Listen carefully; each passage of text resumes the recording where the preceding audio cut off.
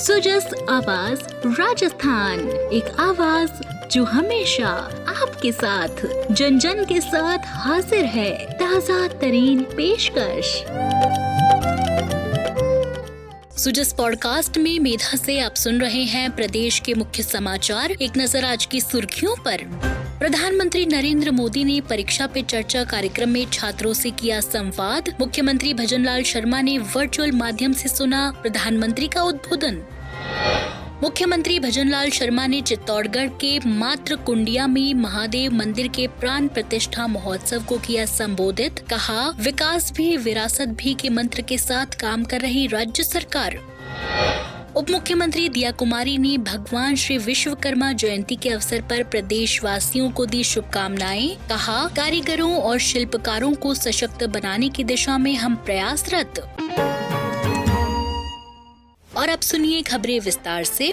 प्रधानमंत्री नरेंद्र मोदी ने आज नई दिल्ली स्थित प्रगति मैदान के भारत मंडपम में परीक्षा पे चर्चा के 8वें एडिशन में छात्रों, शिक्षकों और अभिभावकों से परीक्षा के तनाव को कम करने के उपायों पर चर्चा की। प्रधानमंत्री ने छात्रों को चुनौतियों से लड़ने का मंत्र दिया। उन्होंने कहा कि हर छात्र को अपने लक्ष्य की सीमा को बढ़ाना चाहिए। श्री मोदी ने 10वीं और 12वीं के स्टूडेंट्स से बोर्ड एग्जाम्स को लेकर भी विस्तार से चर्चा की। श्री मोदी ने परीक्षा पे चर्चा के दौरान शिक्षकों और अभिभावकों को भी एक संदेश दिया। उन्होंने कहा कि हर बच्चा अपने आप में खास होता है, उनकी किसी दूसरे से तुलना ना करें। उन्होंने बच्चों के ऊपर मानसिक दबाव न डालने की भी बात कही।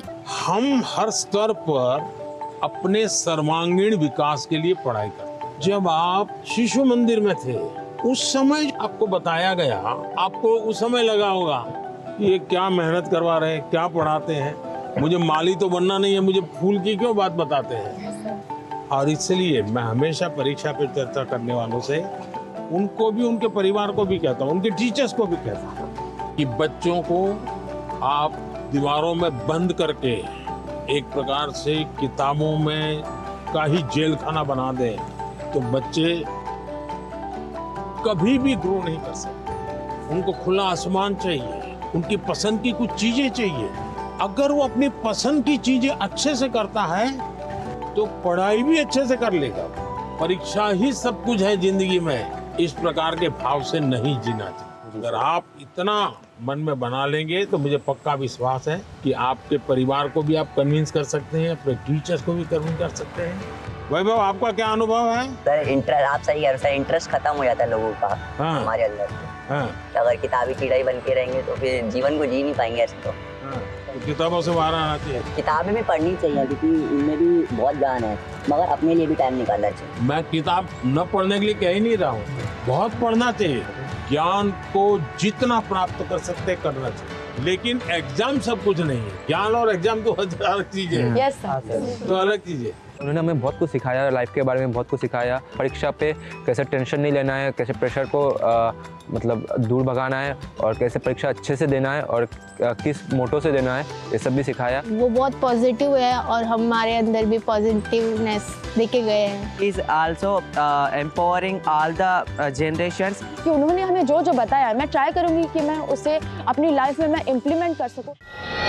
इस अवसर पर मुख्यमंत्री भजनलाल शर्मा ने आज जयपुर स्थित महात्मा गांधी विद्यालय में वर्चुअल माध्यम से प्रधानमंत्री नरेंद्र मोदी के परीक्षा पे चर्चा कार्यक्रम में उनके ओजस्वी विचारों को सुना। श्री शर्मा ने कहा कि विद्यार्थियों के साथ उनका ये संवाद अत्यंत ज्ञानवर्धक और प्रेरणादायक रहा। मुख्यमंत्री ने कहा कि कार्यक्रम में प्रधानमंत्री ने विद्यार्थियों को न केवल परीक्षा से संबंधित महत्वपूर्ण सुझाव दिए, बल्कि जीवन में सफलता प्राप्त करने के लिए आवश्यक मूल मंत्र भी साझा किए। साथ ही उन्होंने विद्यार्थियों को तनाव मुक्त होकर परीक्षा देने का संदेश दिया और आत्मविश्वास के साथ आगे बढ़ने की प्रेरणा दी। इसी कड़ी में मुख्यमंत्री भजनलाल शर्मा आज चित्तौड़गढ़ पहुंचे। इस दौरान उन्होंने वहां के मात्र कुंडिया में महादेव मंदिर के प्राण प्रतिष्ठा महोत्सव में शिरकत की। मेवाड़ का हरिद्वार कहा जाने वाला ये मात्र कुंडिया विशाल जलधारा के लिए जाना जाता है और इसके साथ साथ ये पुण्य भूमि है। आज भक्ति और आध्यात्म की एक नई धारा का उद्गम हो रहा है, इसलिए आज का यहाँ ये महोत्सव भोलेनाथ के भक्तों द्वारा रखने पर मैं हमारी जाट समाज के सभी बंधुओं को बहुत बहुत धन्यवाद देता हूँ, साधुवाद देता हूँ। हमारी संस्कृति को बढ़ाने के लिए और आगे हमारे विकास की समृद्धि के लिए इससे बढ़िया कोई कार्यक्रम नहीं हो सकता। एक नया आस्था धाम स्थापित किया है और ये हमारी सनातन संस्कृति में आवश्यक भी। पशुपतिनाथ महादेव मंदिर एक महत्वपूर्ण आस्था स्थल के रूप में उभरेगा और ये क्षेत्र आध्यात्मिक शक्ति के रूप में ये क्षेत्र जाना जाएगा। श्री शर्मा ने कहा कि हमारा प्रदेश आध्यात्म और संस्कृति की धरा है। उन्होंने कहा कि हमारी सरकार का विशेष फोकस यहाँ के धार्मिक स्थलों के विकास पर है। इसी दिशा में राज्य सरकार लगातार प्रयासरत है। उन्होंने कहा कि हम प्रधानमंत्री नरेंद्र मोदी के विकास भी विरासत भी के मंत्र के साथ आगे बढ़ रहे हैं। इन मंदिरों के माध्यम से, देवालयों के माध्यम से, हमारे इस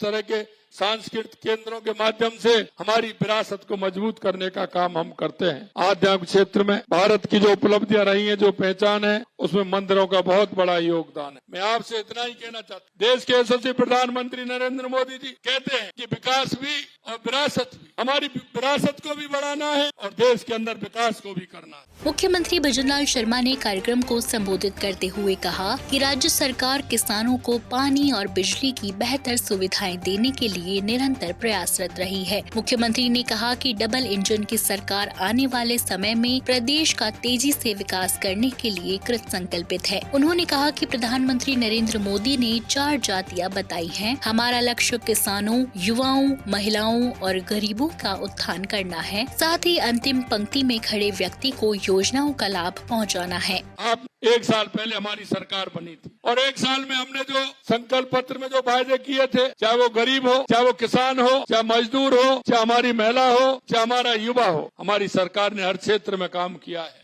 मुख्यमंत्री ने कहा कि हमारी सरकार ने 1 वर्ष में किए अपने सभी वादों को पूरा किया है। उन्होंने कहा कि हम युवाओं के कल्याण के लिए भी कटिबद्ध होकर काम कर रहे हैं। उन्होंने कहा कि हमारी सरकार ने 1 वर्ष में लगभग 60,000 युवाओं को नौकरी दी है। इसके साथ ही युवाओं के लिए 81,000 भर्तियों का परीक्षा कैलेंडर भी जारी कर दिया है। साथ ही हमारी सरकार ने आते ही पेपर लीक की घटनाओं पर पूरी तरीके से लगाम कस दी है। कोई भी जिला ऐसा नहीं हो जिसमें पानी की व्यवस्था नहीं हो। सबसे पहले हमने पानी के क्षेत्र में काम किया है। दूसरी हमारी आवश्यकता थी और वो आवश्यकता ये थी कि हमारे किसान को बिजली अगर मिलेगी तो हमारी सिंचाई ठीक प्रकार से होगी। इसलिए हमने आते ही 2,24,000 करोड़ रुपए के हमने MOU किए और मैं ये विश्वास दिलाता हूँ मेरे भाई और बहनों, जो हमने आपसे वायदा किया है कि किसान को हम दिन में बिजली देंगे, 2027 तक किसान को दिन में बिजली देने का काम हमारी सरकार करेगी।